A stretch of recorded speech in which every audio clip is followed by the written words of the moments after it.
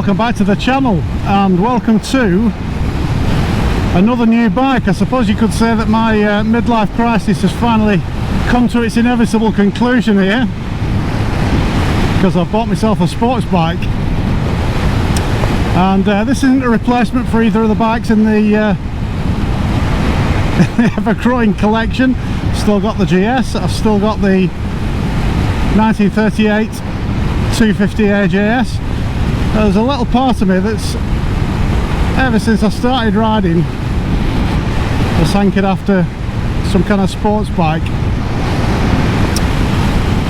So I have bought myself a Fireblade, and here it is. Not just any old Fireblade either. This is one of the very last of the 900 Fireblades. It's a 954 Fireblade, for those of you that know about these things. And it's one of the very last of the 954 Fireblades. So the next bike out after this was the CBR900RR Fireblade, but this is the last of the 900RR Fireblades. And to those in the know, the 954 is probably the pick of all of the 900 Fireblades, if not most of the 1000 Fireblades as well. This is the last Fireblade designed by a chap called Tadeo Barber, a legendary designer within Honda. Designed the original Fireblade in '92, and then every iteration up until this one, the 954. And after the 954, Mr. Barber, or Baba-san, retired from Honda. Apparently this is still the bike that he prefers out of all of them. So why the 954 Fireblade? Well, Fireblade was always built to be a light bike. It wasn't necessarily designed to do really fast speeds flat out. It was all to do with the handling and the responsiveness of the bike and the chassis. So while the original Fireblade was designed to be extremely lightweight, and in fact it was lighter than the 600s of the time, the 954 is the lightest of the Fireblades. So it's one of those bikes that they slowly developed over the years, facelifted it, changed it every couple of years or so, and this last of the 900s was the lightest of the lot. Its dry weight is only 168 kilograms, wet it's about 190, and to go along with that, it's got the 954cc 4-cylinder engine putting out, it's around about 154 brake horsepower at the crank. Maybe going to be a bit less than that at the wheel, isn't it? But you combine those two together and you get a pretty impressive power to weight ratio. It's in excess of 900 brake horsepower per ton. So the bike's quick. I don't know, 2.5 to 60. It's under 6 to 100. Does the quarter mile in about, well, in under 10.5 seconds, I understand. Not that I've done any of that yet. So it was obvious the 954 was a pretty impressive machine. They only made it from 2002 through towards the end of 2003. From 2004 onwards, the Fireblade became a 1000cc bike. A bit heavier. I'm sure it was no less lacking in performance. But sort of budget-wise for me, I'd settled on the 954 as the one that I wanted to buy. I thought about Ducatis and Suzukis and two other sports bikes, but you speak to people who know what they're talking about. The 954 for my budget was pretty much the perfect bike for me. And so I started looking around for one, and you know, there's quite a few fairly leggy ones about. Obviously, you know, the newest ones of these are nearly 18 years old now, and people love them, so they ride them. But I particularly wanted a low mileage 954, something that would sit in the garage most of the time. I could look after, keep it mint, and just take out for the odd ride when the mood takes me or when the weather's right. Never going to do any long distance touring on the bike or any of the training that I do or commuting. just going to be an occasional treat to ride this bike.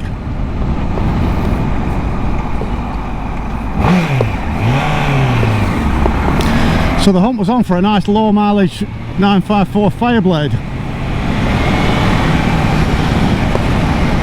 and I was very lucky to find this one while we were away in Scotland a month or so back.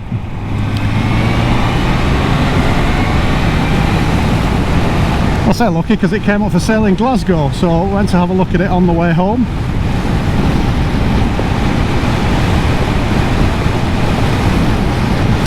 Bought it for a very nice chap up in Glasgow. First thing Mrs. Local saw when she saw it sat on the drive was, oh, that's nice. So I sort of thought I was onto a winner if Mrs. L liked it before I'd even looked at the thing. And here it is. This is my 954 Fireblade, not just any, this is mine. And my 954 Fireblade was registered in December 2003, so it's one of the very last ones. And if you look at the odometer, that doesn't say 53,000 miles, it says 5,300 miles. So in just under 18 years this bike has done 5,300 miles. It's pretty much a new bike.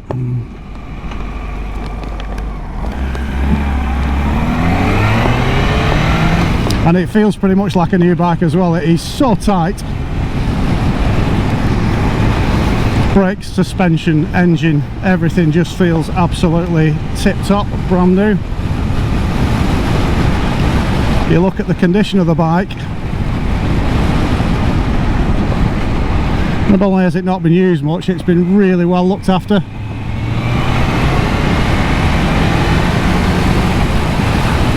It's an absolute minter.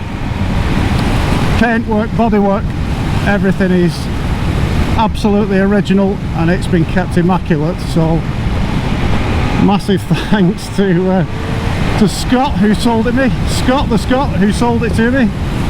I know he had second thoughts about whether he wanted to sell it or not, but it's mine now, Scott, sorry. I've gone over the bike with a fine-tooth comb like you do.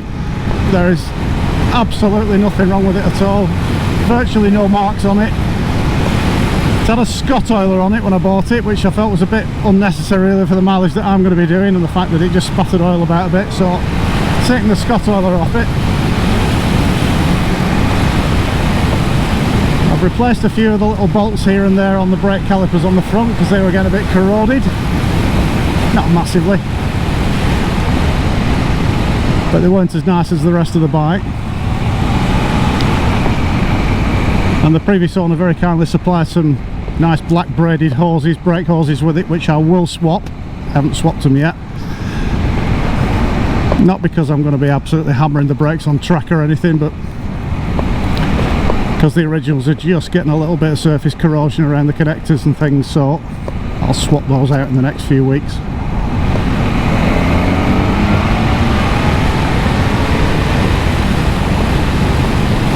Other than that, I'm not doing anything to this bike. I'm just going to look after it. I've got it on a trickle charger in the garage. I've ridden it about, this is the fourth time I've had the bike out today, just for a short ride. Of course I wanted to make a video and share it with you. And I am loving it.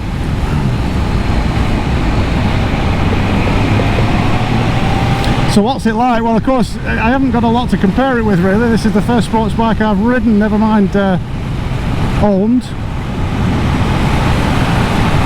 So some of my observations will be, well, all sports bikes do that, I'm sure, but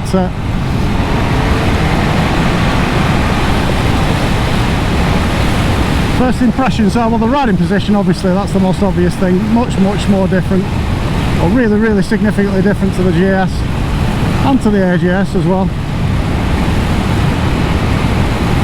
Very familiar to those of you who do ride sports bikes regularly, but it's taking a bit of getting used to. I think my body's had to mould into the bike a little bit. I really struggled the first time I rode it. It was very uncomfortable. I'm assured that this 954 Fireblade is actually a pretty comfy sports bike, and I was out with a chap on a Ducati at the weekend who it looked a much more uncomfortable bike than this. So I am starting to get used to it.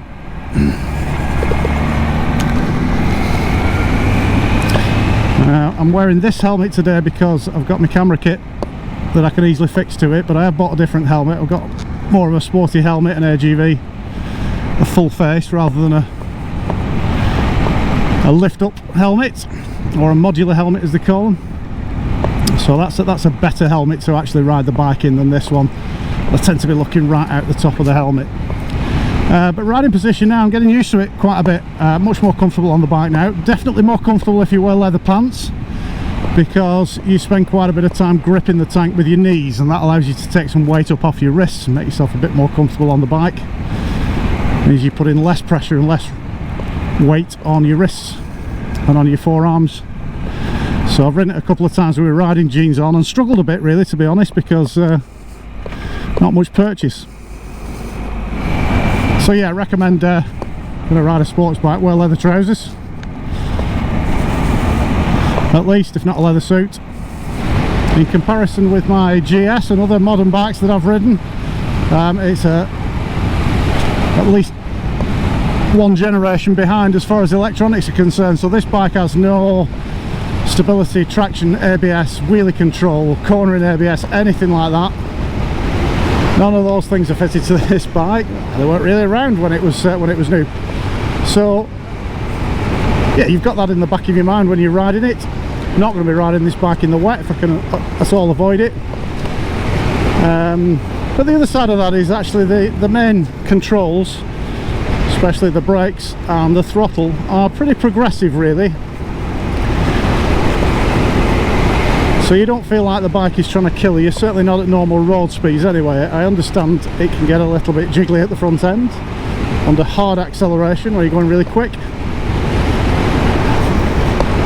But it's unlikely I'm going to be reaching those sort of limits on the road anyway. So yeah, no electronics. It's got a digital dash, but there's no sat nav, no full colour TFT, none of that fancy stuff that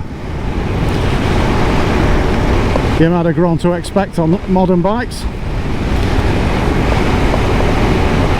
Stability, traction, wheelie control is all through your right wrist. The engine is an absolute peach. It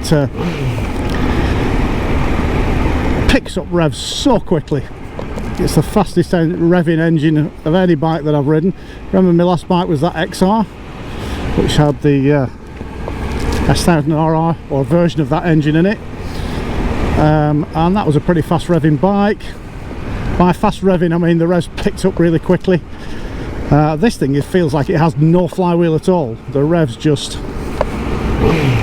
absolutely zing round and drop off very quickly as well when you roll off the gas, which makes it feel really, really sporty, really not aggressive, but you know, got that real performance edge to it. You do need to rev it. Doesn't feel hugely torquey in the higher gears. I think it'll do 80 in first, this thing. It just shows you the sort of gearing that it's got. I wouldn't say it's high geared, but the nature of the engine is that you need to rev it. So if you're really pressing on a national speed limit road, you're going to be second and third gear at the most, I would have thought. Doesn't have a quick shifter on it. It's another one of the electronic gizmos from modern bikes that this bike doesn't have, but clutchless gear changes are an absolute piece of cake. You've got the throttle closed, just click it down with a very slight rev and it will snick down a gear, and on the way up through the gearbox as well, if you just relax your pressure on the accelerator just as you snick the gearbox up, it will click into place, and absolutely no problem at all, almost as though it's got a quick shifter. So I'm tending to find that most of the time I'm only using the clutch for setting off, coming to a stop.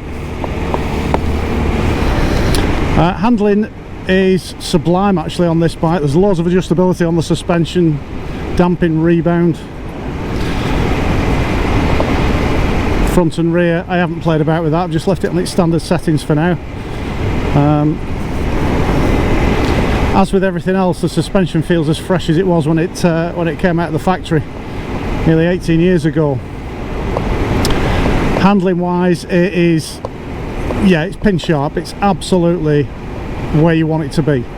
Front end is hugely accurate. It's on a brand new set of tyres as well, thanks to the previous owner. So it's really eager to tip into a corner, and it really wants to be on the gas as you enter and go through the corner. Now, not a huge amount, just a little squeeze to start with, just to keep your speed where it is, but it loves to feel the gas coming in through the corner. You can feel the rear end working in conjunction with the front end. It is so accurate. So needless to say, I'm a little bit in love with this bike. I absolutely love it. It's very exciting, really fun to ride, but actually quite friendly as well. It doesn't feel like it's trying to kill you. It's working with you, not against you. So come on, let's take it up this little favourite bit of national speed limit road. Nothing silly, but let's just roll it on a little bit, then we'll have a chat at the end.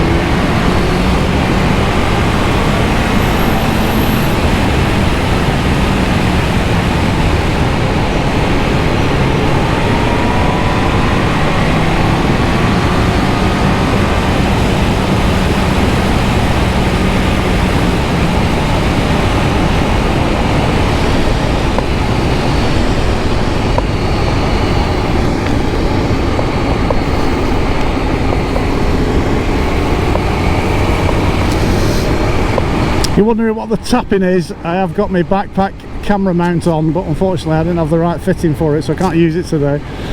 Because of the riding position, it's just tapping me on the back of the helmet all the way around. So if you hear a tapping, it's not the engine about to expire, it's just that.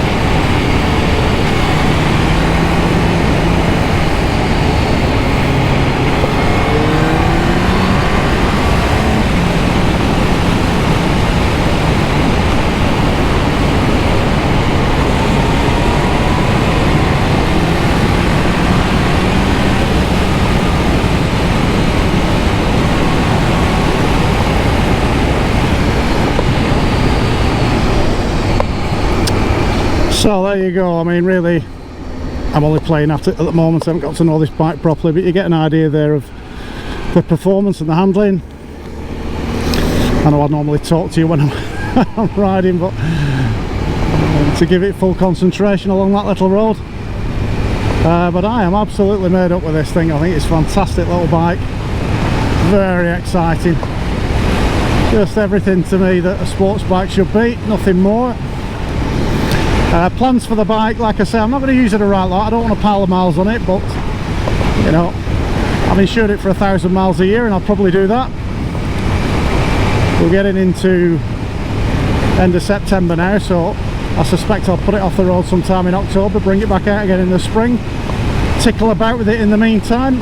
I've no plans to modify it at all. In fact, probably the other direction. I want to keep this bike absolutely as standard as possible. It's pretty close to it at the moment, and the only thing that's really non-standard on it will be the brake hoses, but you know, they're going to be black, you're not going to be able to tell with those. And the tail tidy that it's got fitted, it did have a small number plate on it when I got it. I've put the original full-size number plate back on, but it's still got the tail tidy for the smaller number plate, and to be honest, I'll try and look for an original number plate plinth. A lot of people complain that they're a bit big and a bit ugly. That may be the case, but I'd quite like to get this bike absolutely back to completely bog standard as it came out of the dealership. And really, other than that, it's just this is something to clean and polish and keep really nice in the garage, and go and have my breakfast on occasionally on a summer morning over on the A59. We'll ride up to Devil's Bridge once and twice a year, something like that. I will make some more videos on it in the future, probably next year now before I make another video on it, but just wanted to share it with you. As you can probably tell, it's putting a massive smile on my face. So that's it for this video. I hope you've enjoyed it. Let me know what you think of the bike in the comments below. If you've got one of these, if you've had one before, if you'd like one back, I think it's a wise investment. I think this is a slightly appreciating asset at the moment. I don't think I'm ever going to lose any money on it at all. It can only go up in value. But it's one to enjoy as well, and I am really enjoying it. So thanks for watching. Give us a thumbs up and a subscribe if you haven't already. I'm nearly on 10,000 subscribers, so yeah, click the subscribe button if you don't mind. It really helps the channel. We'll be doing some advanced motorcycling videos again soon. As you know, I'm doing a series at the moment on how to pass your advanced driving test, but I'm going to do a similar series on the bike, I think, about how to pass your advanced bike test. So if you haven't already, subscribe to the channel, you'll get those updates every time I upload a new video. Also, go and have a look at the website, ragelocal.com, loads more information there about advanced and performance driving and riding. Some info about the books that I've written that you can get through Amazon, and how you can get a day's driver or rider coaching with me. If you fancy a day out with me, drop me a line. It gives a follow on Twitter as well. I'm nearly on 1,000 followers on Twitter, so Twitter handle is @RegLocal. But that's it for now. Hope you've enjoyed the video. But thanks for watching, and we'll see you next time.